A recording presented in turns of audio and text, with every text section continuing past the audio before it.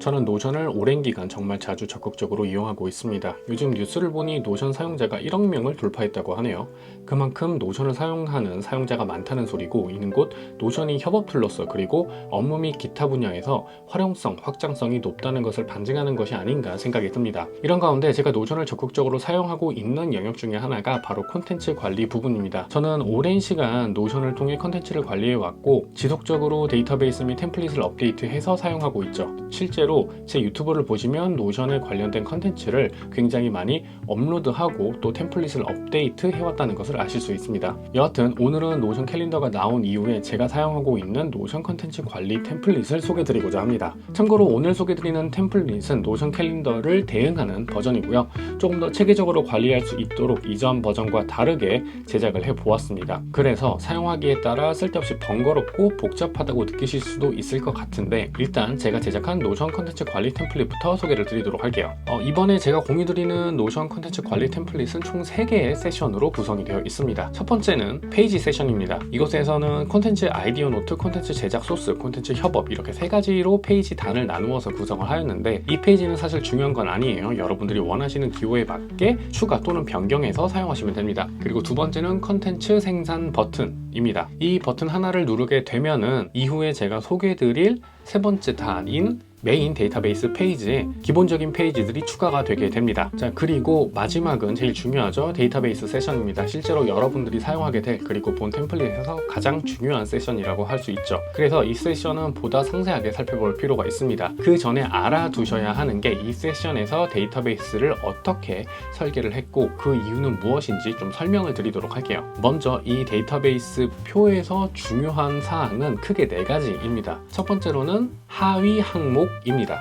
예시를 보시면 아시겠지만 상위 항목이 있고 거기에 수반되는 하위 항목이 이렇게 쭉쭉쭉 따라 붙도록 설계를 해 두었어요. 이렇게 하면 컨텐츠를 단계별로 관리할 수도 있고 진행 상태를 보다 조금 더 순차적이고 단계적으로 관리할 수가 있게 되는 거죠. 그리고 단계별로 생성된 페이지별로 내용을 담아낼 수 있기도 하는 장점이 있습니다. 그리고 설령 이렇게 진행 상태를 상세하게 체크를 하지 않는다고 하더라도 상위 항목에 따라서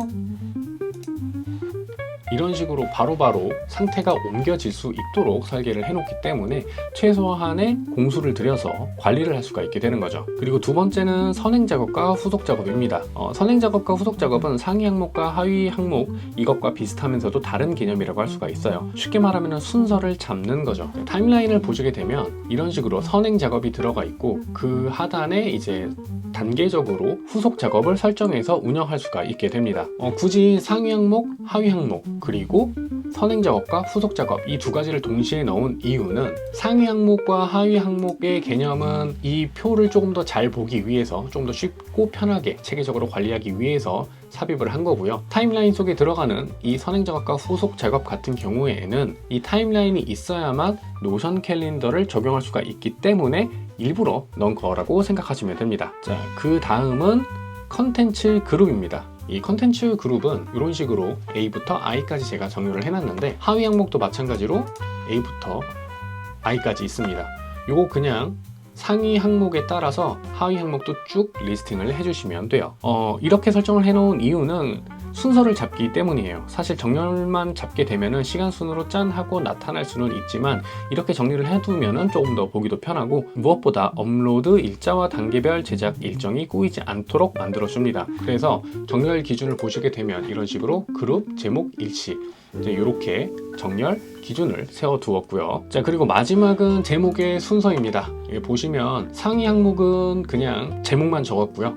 하위 항목 같은 경우는 그 순서대로 스크립트를 작성하고 그 다음에 아트워크를 제작하고 촬영을 하고 편집을 하는 이 순서대로 제가 정렬을 해 두었어요. 참고로 요거는 콘텐츠 생산 버튼을 띡 하고 눌러주게 되면 이런 식으로 쭉 하고 자동적으로 생성이 되도록 설정을 해 두었습니다. 여기서 실제 사용은 곧 보여드리도록 할게요. 자, 그러면 이제는 페이지 내부를 한번 보도록 하죠. 페이지는 총 8개의 토글 항목이 있습니다. 참고로 이 항목은 제가 템플릿화를 시켜 놓았기 때문에 페이지 콘텐츠 생산 버튼을 눌러주시기만 하면 자동적으로 이렇게 적용이 되게 되도록 설정을 해 두었고요. 자, 그리고 데이터베이스 속성 값들을 좀 볼게요.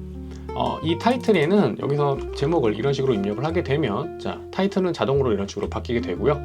타이틀 정리라고 하는 항목에는 자, 이렇게 입력 작업을 해주게 되면 작업 일시에 따라서 이런 식으로 정리가 되게 됩니다. 참고로 이 메인에다가는 내가 이 컨텐츠를 언제 업로드를 하겠다 그 일정을 기준으로 작업 일시를 설정을 해주면 됩니다. 그 외에는 뭐 다른 거 다 비슷비슷해요. 참고로 해당 기획한 컨텐츠가 업로드가 되었다고 한다면 이제 채널별로 여기서 URL을 복사 붙여넣기 하는 방식으로 운영을 해주시면 됩니다. 자, 그러면 실제로 작업의 순서는 어떻게 되느냐, 작업 순서 보여드리도록 할게요.